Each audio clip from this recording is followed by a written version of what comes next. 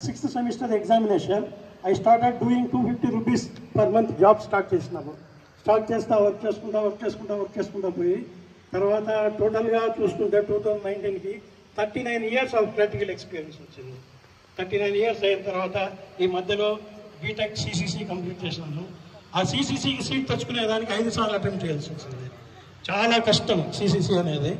ఆ సిసిసిలో తీసుకొని 60% తెచ్చుకునేదానికి భగీరథ ప్రయత్నం చేసినాం మేము.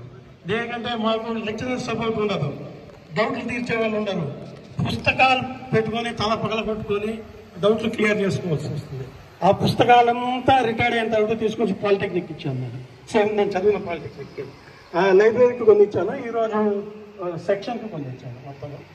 తర్వాత హేమ్ గారు, తర్వాత మన రమణప్ప గారు, వీళ్ళంతా అప్పుడప్పుడు కలుస్తూ ఉండేవాళ్ళు తిరుపతికి వచ్చినప్పుడు అంతా. తర్వాత ఈ సార్లకి అందరికీ మీకు పరిచయం లేదు సార్, నేను స్టూడెంట్, ఎక్స్ స్టూడెంట్. దయచేసి మీకు అందరికీ నా నమస్కారాలు. Thank you sir.